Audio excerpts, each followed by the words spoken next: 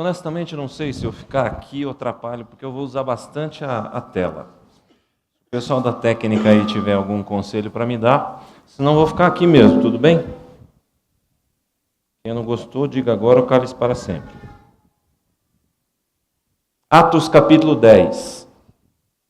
Eu queria ler com vocês, Atos 10. Nós não vamos ler o capítulo todo, mas boa parte dele. Você quer que eu use o outro? Não tem problema, eu posso usar de mão. Eu não te vejo. É melhor? Então tá. Atos capítulo 10. Como eu disse, nós não vamos ler o capítulo inteiro, mas vamos ler boa parte dele.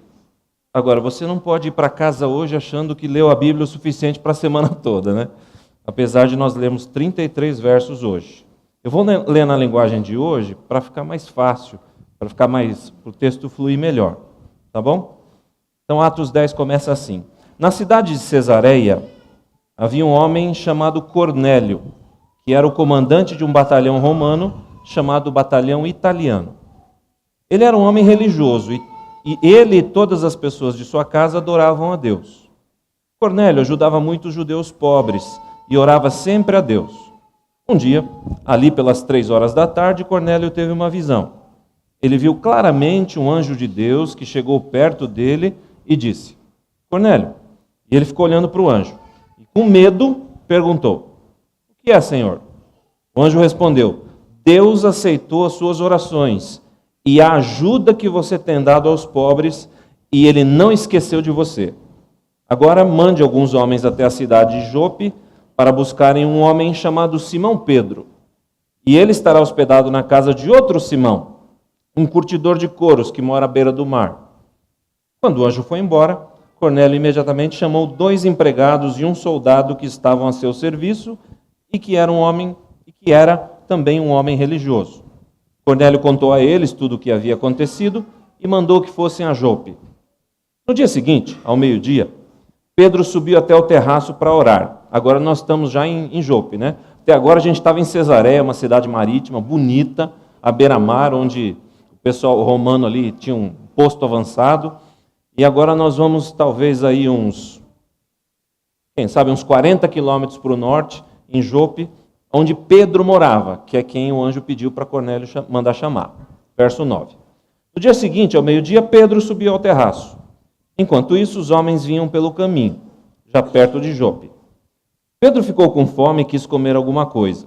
Enquanto o almoço estava sendo feito, ele teve uma visão. Viu o céu aberto e uma coisa parecida com um grande lençol amarrado pelas 4 pontas. E essa coisa descia do céu até o chão.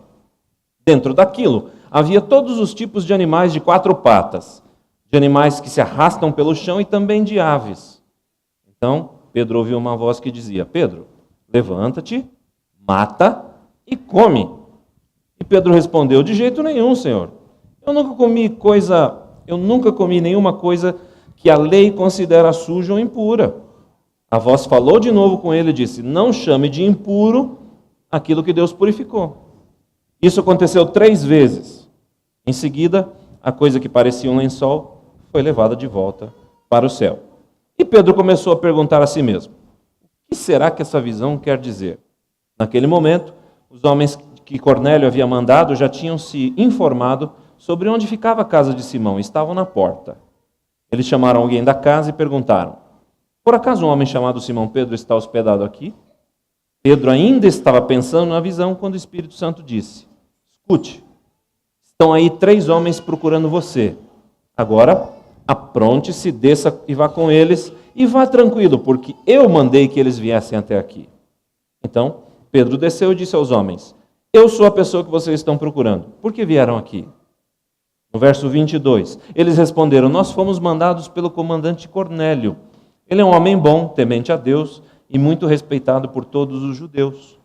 Um anjo de Deus mandou que ele pedisse a você que fosse até a casa dele para que ele ouvisse o que você tem para dizer.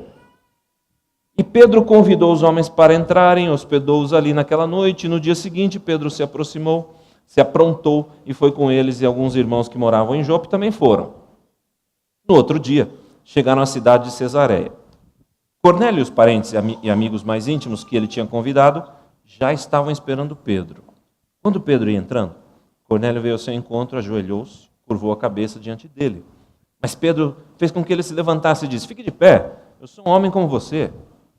Enquanto ele conversava com Cornélio, Pedro entrou na casa e encontrou muita gente reunida ali. Então disse a todos: vocês sabem muito bem que a religião dos judeus não permite que eles façam amizade com não-judeus, ou entrem na casa deles. Mas Deus me mostrou que eu não devo chamar ninguém de impuro ou de sujo. Por isso, quando vocês me chamaram, eu vim de boa vontade. Agora quero saber por que vocês mandaram me chamar. Uma pausa aqui. Quando Pedro viu o lençol com animais impuros para o alimento descerem por 3 vezes, Deus disse: mata e come. Deus estava falando sobre comida e bebida? Segundo Pedro, ele recebeu essa visão e entendeu que ele não deveria chamar os não-judeus de impuros, que era o que o judeu fazia até então. Aquela visão não era sobre comida e bebida. O capítulo 10 de Atos não é sobre comida e bebida, é sobre ver as pessoas de modo diferente e sobre serviço, embora não pareça. Pedro está dizendo claramente isso aqui e vai repetir. Veja só, verso 30. Cornélio respondeu: 3 dias atrás, às 3 horas da tarde, aliás, 3 horas da tarde, era o horário de oração dos judeus. E o não-judeu, um soldado romano, estava orando no horário de oração dos judeus. Isso é interessante. 3 dias atrás, às 3 horas da tarde, eu estava orando aqui em casa, disse o soldado, né? De repente, um homem vestido com roupas brancas apareceu na minha frente e disse: Cornélio, Deus ouviu as suas orações e lembrou de tudo que você tem feito para ajudar os pobres. Mande alguém até Jope para buscar Simão, que também é Pedro, e ele está hospedado na casa de Simão, um curtidor, que mora na beira do mar. Então eu mandei chamar você logo. E você fez muito bem em vir. Estamos todos aqui reunidos na presença de Deus, pronto para ouvir o que o Senhor mandou você dizer. E no verso 34, esse vai ser o último que nós vamos ler, Pedro novamente repete a ideia da visão. Então Pedro, verso 34, Pedro começou a falar e ele disse: agora eu sei de fato que Deus trata a todos de modo igual, pois ele aceita todos os que o temem e fazem o que é direito, seja qual for a sua raça. O capítulo 10, de novo.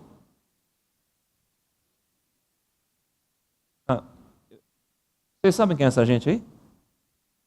Alguém sabe? Reconhece? Do lado de lá? Tá, uma Teresa. E daqui? Tá bom, vai, não importa agora.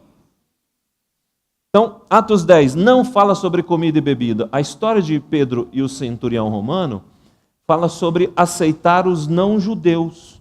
Pedro, quando viu aqueles animais impuros que não eram para ser comidos, por 3 vezes, e Deus dizendo: não considere impuro o que eu digo que é puro, ele compreendeu que aquela mensagem era sobre pessoas e não sobre comida. Foi isso que ele disse para o centurião. Esse é um ponto importante. Então, ele devia aceitar os não-judeus e entender que o reino era para todo mundo que cresce. Eles tinham uma barreira muito grande para falar com quem não era judeu. Embora Jesus, olha só, como é difícil o coração humano. Jesus, quando, em Atos capítulo 1, quando ele vai para o céu, ele está ali com os discípulos, tal, depois da ressurreição, e diz assim: olha, agora vocês vão pregar na Judéia, em Samaria e nos confins da terra. Mas eles, apesar disso, depois que Jesus ressuscitou e foi para os céus, eles ainda tinham dificuldade para falar com quem não era judeu. Eles consideravam uma pessoa impura. Então, não é fácil, a cabeça da gente não muda do dia para a noite só porque alguém disse uma verdade. Não era fácil nem para eles, nem para nós, mas o texto está aqui para a gente aprender alguma coisa. Então, o tema de Atos 10 é esse, são esses. E eu queria que você, ao olhar para o verso 28, se lembrasse do tema de Atos 10. A coisa mais importante que aconteceu na cabeça de Pedro era: ele passou a ver as pessoas de um modo diferente. Essa talvez seja a chave para o nosso serviço a Deus e para as pessoas. Ver as pessoas de um modo diferente.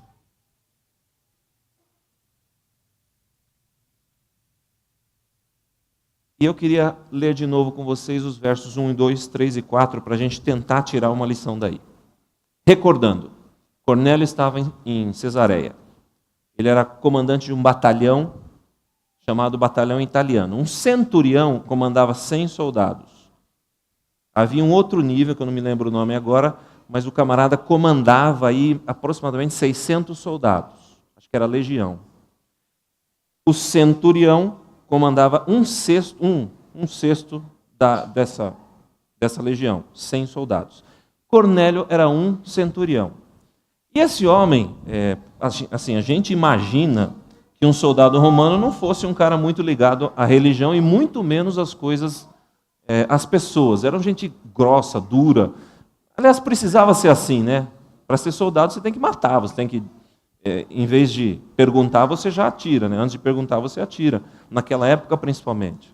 Então, um soldado, a gente não espera que o soldado seja um cara muito, assim, dado aos relacionamentos. Mas esse homem era diferente.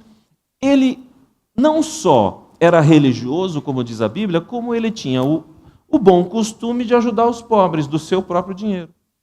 Era uma coisa incomum.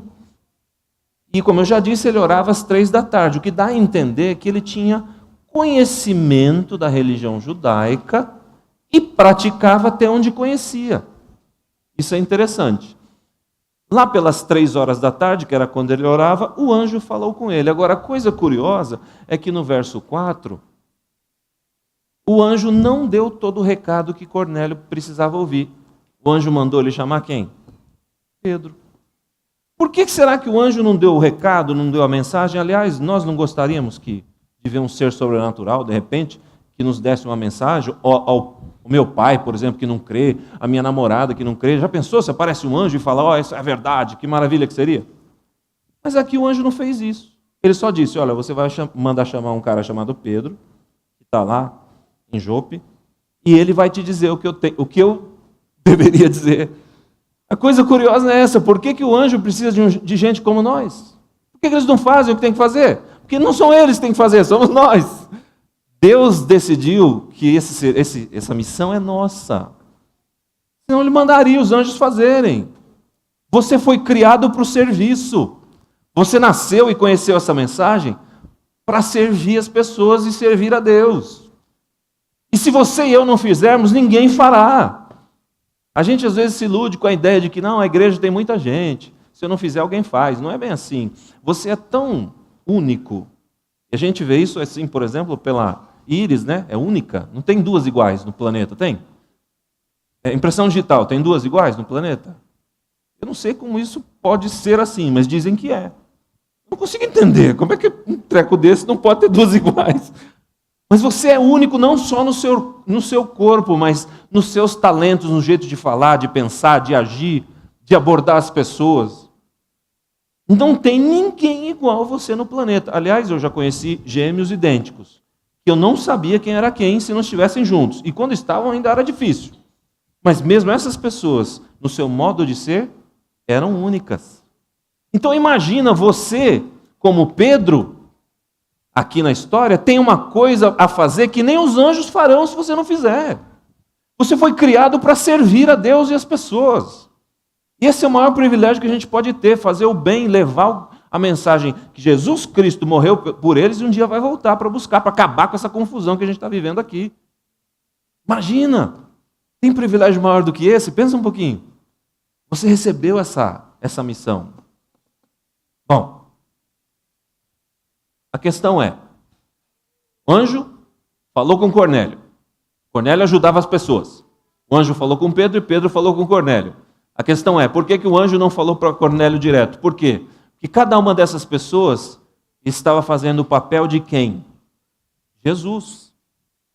Quando Pedro vai a Cornélio, é o serviço. Eu vou fazer o que Jesus faria. Eu vou dizer para ele quem é Jesus. Quando Cornélio ajudava as pessoas, embora ele não soubesse toda a verdade, digamos assim, ele fazia o que ele podia e o que ele sabia. Essa é uma coisa curiosa. Jesus, quando andou pela terra, duas coisas nas quais ele deu ênfase. Quais eram? Amor a Deus e amor ao próximo. Quando Jesus dizia, ou pregava, ou falava sobre a nossa relação com as pessoas, ele sempre enfatizava esses dois aspectos da religião, amar a Deus e amar ao próximo. Ele chegou a dizer que o parâmetro de medida do juízo final seria: se vocês fizerem um desses meus pequeninos, a mim o fizeram. Se vocês não fizerem um desses meus pequeninos, a mim vocês não fizeram. E é isso que eu vou perguntar no dia final. Como vocês amaram as pessoas? Como vocês amaram a mim e amaram as pessoas? Esse seria, segundo Jesus, o cordão de medida. E aqui eu acabei entendendo que Pedro fez o que Jesus faria. Ele foi lá dizer para ele como alcançar a vida eterna. E Cornélio, que era um cidadão romano, um soldado bruto, ele também fazia o que Jesus fazia, ajudava as pessoas.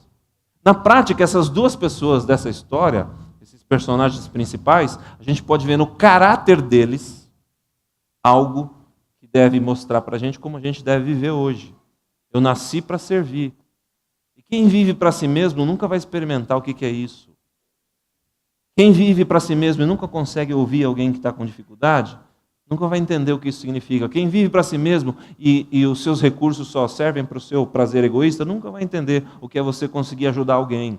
Quem vive para si mesmo e nunca fala para ninguém o que acredita, nunca vai entender como é bom a gente chegar para uma pessoa que está sem esperança nenhuma e dizer: olha, um dia, como foi feito aqui no momento de oração pela Dani, um dia, Jesus vai vir aqui e vai explicar tudo isso que a gente não entende.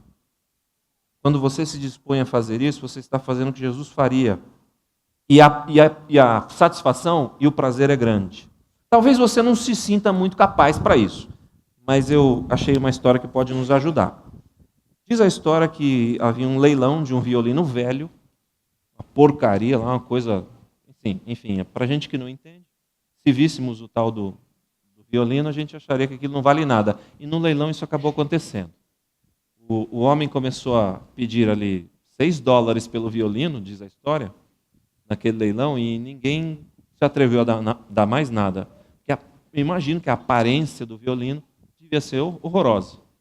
Ninguém dava nada por aquilo. Daqui a pouco diz que o relato que um homem idoso entrou pelo portão de trás do leilão, foi até ali à frente, afinou o violino e tocou aquela música. Paganini era o nome do sujeito. Bom, dali para frente, todo mundo queria comprar o violino, mas quem levou foi o próprio Paganini. A história dizia assim, no final, conclusão. Você pode se olhar no espelho, você pode olhar para as suas habilidades, você pode olhar para si mesmo e dizer: eu não sirvo para muita coisa. Durante muito tempo da minha vida, e às vezes eu tenho umas recaídas, isso acontece comigo. Eu não conto para ninguém. A sensação que a gente tem é que, de repente, sei lá, eu não sei fazer nada muito bem feito. Não? Quando eu li essa história e li a conclusão da pessoa que contava, eu comecei a pensar no seguinte: às vezes a gente tem que, como foi dito aqui também, no momento de louvor, a gente tem que se entregar, porque o toque do mestre, assim como Paganini pegou aquele violino velho e fez um espetáculo tal que a partir de então eles queriam comprar o violino por qualquer dinheiro e antes não valia $6, assim como Paganini deu valor àquele instrumento, Jesus Cristo pode dar valor a nós, na medida que você deixar Ele te usar. Você não precisa ser nenhum gênio, você não precisa ser eloquente como os grandes homens da história foram, você não precisa ter muito dinheiro, você não precisa, você só precisa ser quem você é. Único do jeito que você é, criado para servir. E se um dia você e eu nos atrevemos a dizer para Jesus Cristo: olha, me usa, vem aqui, usa esse violino velho, toca, faz uma sinfonia comigo, porque eu não presto nem para cantar parabéns. Eu tenho certeza que Jesus vai fazer isso. Eu já experimentei isso. É que às vezes a gente acaba olhando para a gente de novo e estraga tudo. Mas o fato é que se o mestre vier, ele pode fazer uma sinfonia com um violino velho, que é você e eu. Somos você e eu. Eu acho que Pedro tomou a decisão de deixar Deus fazer isso com ele. Que Pedro era todo complicado, vocês conhecem a história dele. E olha o homem que ele se tornou. Cornélio era um soldado, sem falar que o nome dele é horrível, né? Mas enfim, essa gente se deixou usar por Deus. Jesus nos usa como instrumentos para o serviço. E não tem outro objetivo de viver essa vida sob a mão de Jesus a não ser para servir. Não faz sentido. Deus tem cuidado de mim. Eu tenho o Espírito de Deus em mim, eu estou feliz, Ele me aceita, Ele me ama, mas eu não faço nada pelos outros, eu não sirvo nem a Deus nem as pessoas. Não faz sentido. Nenhum ser humano que entrou em contato com Jesus quando Ele viveu aqui na terra ficou estático, estanque no lugar, só desfrutando das alegrias de que um dia vai ser salvo. Nenhuma pessoa conseguia se conter. E claro, da medida em que você vai usar os seus talentos, ninguém é igual. É aquela história, você nasceu com qualidades únicas. E Deus pode te usar com elas, através delas. Ninguém que encontrou a Jesus enterrou esses talentos. Jesus, aliás, contou essa parábola dos talentos antes de ele falar sobre a sua vinda. E a ideia ali era preparação. Ou a gente usa os talentos que tem e multiplica, ou a gente enterra e não vira nada. Não faz sentido ter o Espírito do Senhor se eu não consigo fazer nenhum serviço nem para Deus nem para os outros. Para que serve um ser humano cheio do Espírito de Deus se ele não serve nem a Deus nem aos outros? O fato é que Cornélio e Pedro, cada um na sua dimensão, ajudavam, serviam a Deus e as pessoas. Eu acredito que a salvação seja pela fé, como diz o texto. Veja, estou dizendo isso porque você pode pensar que ao praticar um serviço para Deus, a gente de alguma forma compra a Deus, ou isso me dá alguns pontos com Ele. Quem sabe se eu fizer coisas para Deus, Ele vai ser bonzinho e vai me dar o que eu quero. Em geral, isso é chamado de teologia da prosperidade por aí. Faça as coisas para Deus, dê as coisas para Deus e Ele vai dar o que você sonhou. Deus, caixa eletrônico, eu vou lá, digito uma senha e Ele me dá o que eu quero, se eu for bonzinho. O serviço não funciona assim. Nem Pedro nem Cornélio serviram a Deus para ganhar um favor em troca. E nem que a gente faça isso para ganhar alguma coisa em troca, a gente não pode fazer nada que melhore a Deus. Não dá para comprar, não dá para trocar nada que a gente seja ou tenha com Deus. Salvação é pela fé.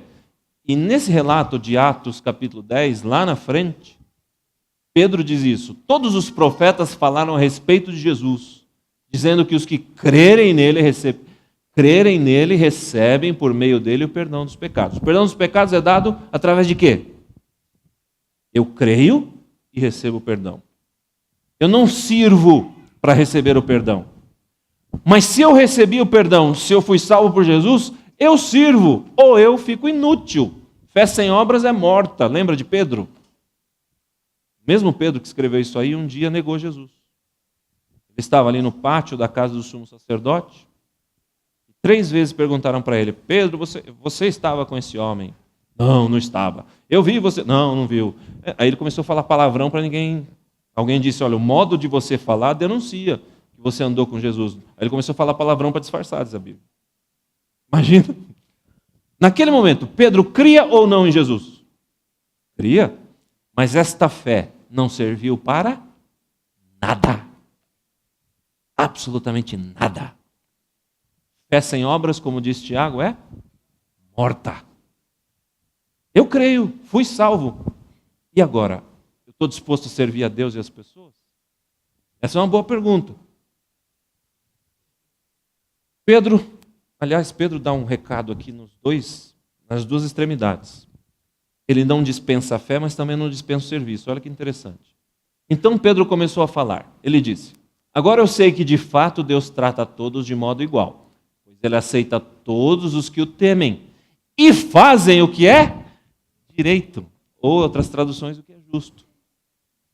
Coisa interessante. Afinal, a salvação é pela fé ou pelas obras? Aliás, esse é para outro dia, deixa para lá. Mas enfim, a gente crê e a gente faz o que é justo. Essas coisas estão ligadas. Quando eu creio em Jesus, eu sirvo, porque eu nasci para isso. Você nasceu para isso. Foi criado para isso. Se você não fizer alguma coisa, vai ficar faltando na engrenagem do plano da salvação. A realidade é essa. Essa que é a realidade. Eu tremo quando penso nisso, as oportunidades que perdi. Por negligência, por preguiça, sei lá. Mas o fato é que nós somos salvos por Jesus. mas ele presta bastante atenção no que a gente anda fazendo por aí. Porque as minhas obras, a minha prática revela realmente em quem eu creio. A realidade é essa. Inesquecíveis. Pedro e Cornélio se tornaram inesquecíveis.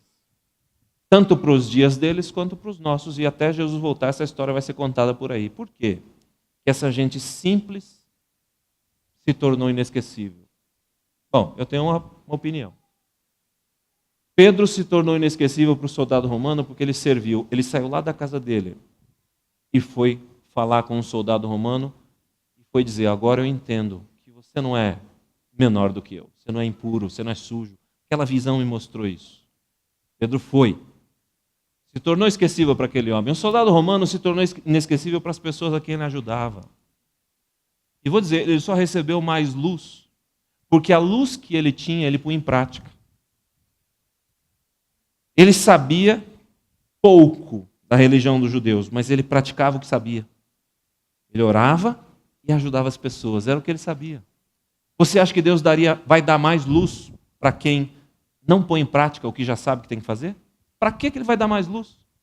Para que ele vai abrir mais a nossa mente e mostrar coisas novas, se nem o que a gente sabe que tem que fazer não faz? Essa gente só se tornou inesquecível para a história dos seus dias e a história posterior, que vai até quando Jesus voltar, porque eles faziam o que podiam, o que sabiam, e então receberam mais. O soldado romano se tornou inesquecível para Jesus. Não sei se você percebeu na leitura bíblica, mas quando o anjo aparece para Cornélio, o que ele diz? Deus não se esqueceu de você, porque você tem ajudado as pessoas e feito orações. Deus não esqueceu de você.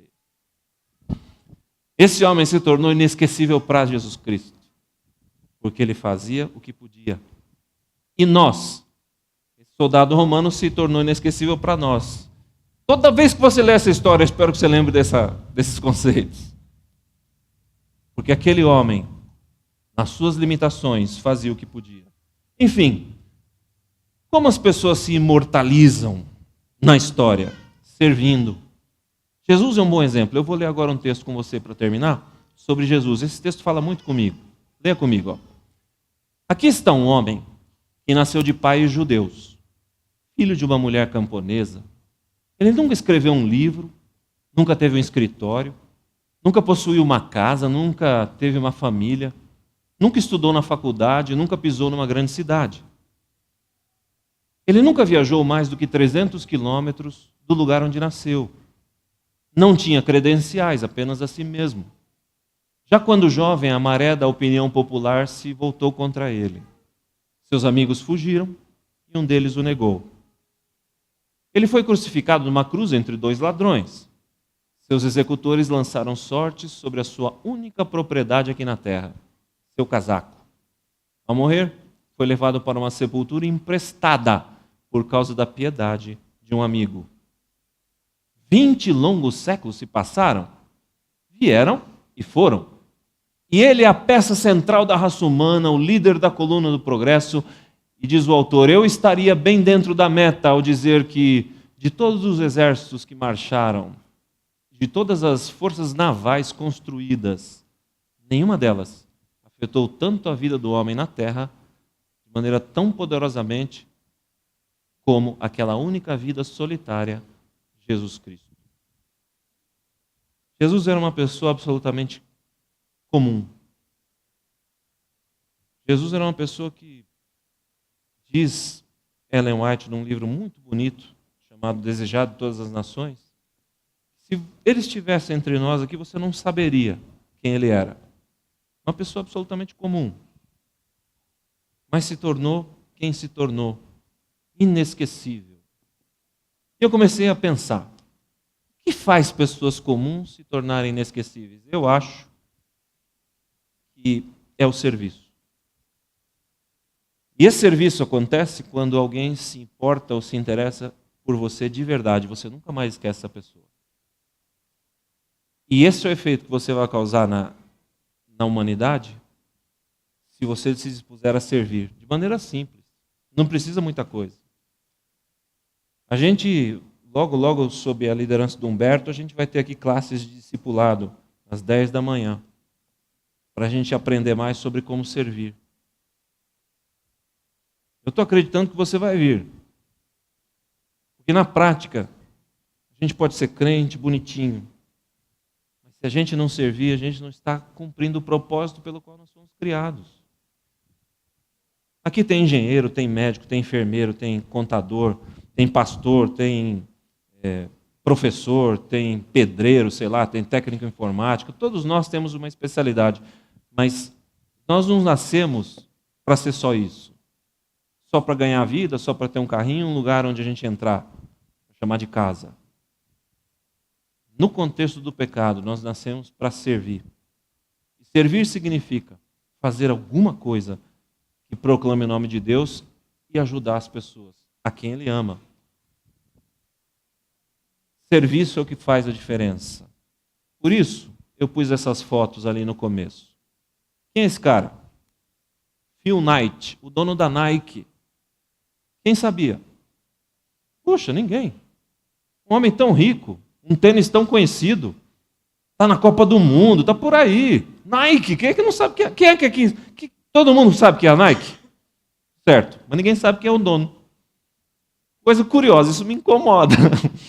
Esse camarada, o pai queria que ele fosse contador, se eu não estou enganado, mas ele não queria saber de estudar esse negócio, não gostava muito de... E ele inventou de começar a vender equipamento esportivo atrás de tipo Brasília, Caravans, é um carro lá que tem lá na América, eu não lembro qual é.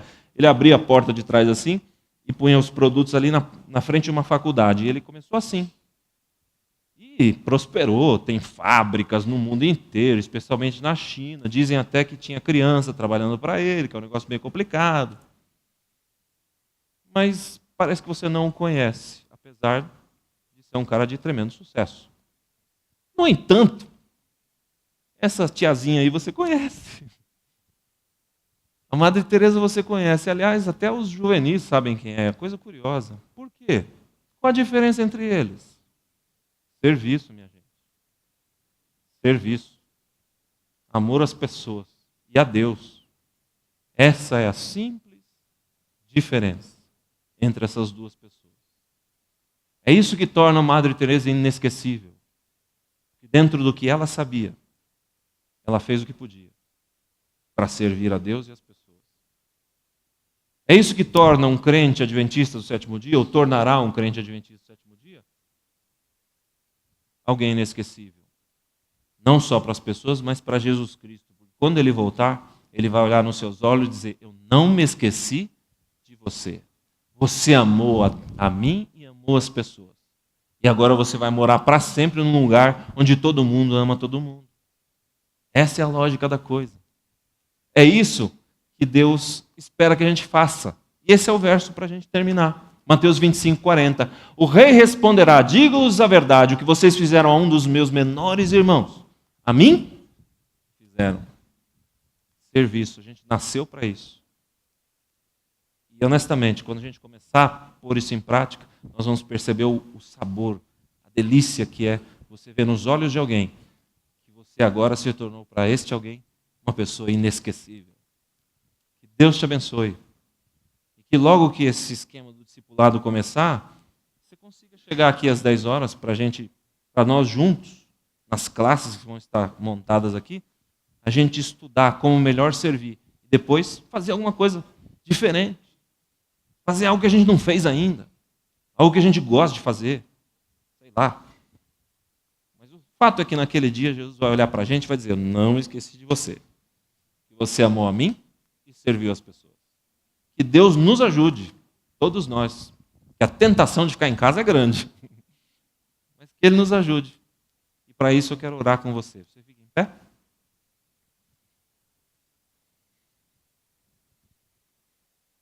Nosso Pai, nosso pedido é que o Espírito Santo venha estar sobre nós e que o impulso de servir as pessoas e ao Senhor, quem sabe possa nascer hoje no nosso coração e na nossa mente. Quem sabe nós possamos, como Pedro e o soldado romano, a a gente possa encontrar alegria e prazer em fazer algo para o Senhor e para as pessoas. Nos ajuda, nos dá orientação, abençoa essa equipe que está preparando o Ministério do Discipulado, abençoa Humberto e todos os envolvidos, para que a gente possa, juntos aqui, descobrir maneiras que nós podemos servir a Ti e às pessoas a quem o Senhor ama. E quem sabe naquele dia, quando Jesus Cristo estiver aqui, sentado numa nuvem, quem sabe a gente possa comemorar a eternidade com aquelas pessoas a quem nós servimos. Esse é o nosso desejo. Nos dá forças para isso. Nos dá um sábado de paz. Nos dá esperança contínua de ver Jesus voltar enquanto nós vivermos nessa terra. Nós oramos em nome de Jesus. Amém.